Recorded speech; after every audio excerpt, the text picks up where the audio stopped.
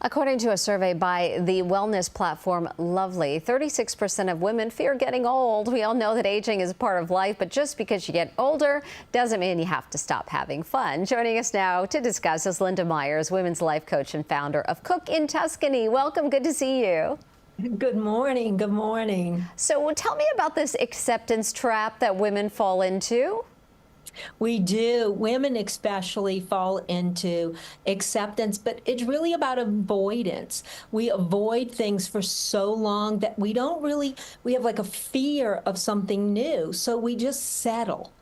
And we don't go out there and find our passion. And sometimes we think it's because we're too old, or sometimes it's because we have two children to take care of. And we just fall into a routine and we never step out of that routine. And what are tips to break out of that feeling too old? Well, first of all, age really is just a number. It's really not about age. At any time in your life, you can find your passion and you can break away by trying things, even if they're small. You know, don't say no to invitations. And basically, you have to stop being afraid of failure, because we're all going to have failures and we have to prepare for those failures. And when we prepare and we're ready, we can embrace life in a whole new way. Why do you think so many people, especially women, fall into this idea that their age plays a factor in their happiness? Yeah, I think what happens to us is we have settled for so long and we've avoided new things because we feel the responsibility of family and the happiness of our children and then the happiness of our grandchildren, and we're waiting for retirement, that we have this preconceived idea that there's a point where we're just going to be caregivers forever, and we forget that we have to be passionate about our life. And at any age, we can go out and find a new career or a new hobby and embrace it so much that we enjoy life again. So tell me, what are these new careers or hobbies that older women can try to pursue or try out at least? Well, you know, that's really an individual thing, and it's really about the passion that you have.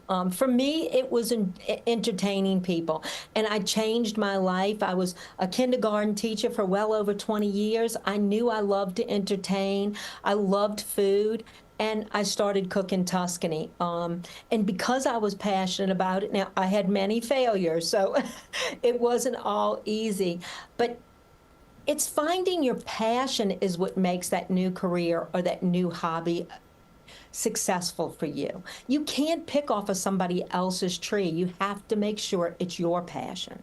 And speaking of your passion, you retired, you moved to Tuscany, where you and your husband run a cooking school in a small hotel. So what inspired you to move there and create this just brand new life for yourself? You know, first of all, my husband had retired. I was still teaching.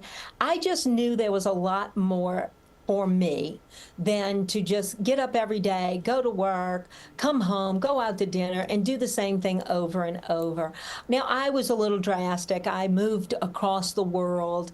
You don't have to do that. You can just do an art class in your community or work for a sandwich shop, whatever is your passion. But for me, it was big. I moved, my whole family came with me.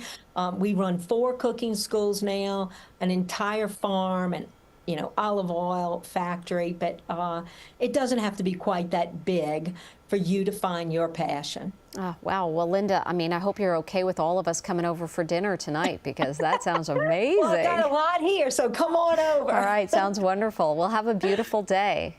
Well, thank you. You have a great day, too. Yeah, ciao and piacere. And again, Cook in Tuscany is the name of the is it a podcast? Is it a video? No, well, it's a cooking school that people come and visit me for a week.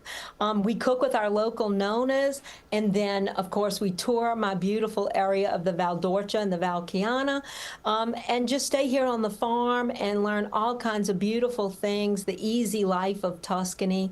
And then our hotel is, for people who come from all over the world. So it's really a beautiful thing that we've created here. Well, it sounds amazing, Linda. Thank you so much. So good to see you.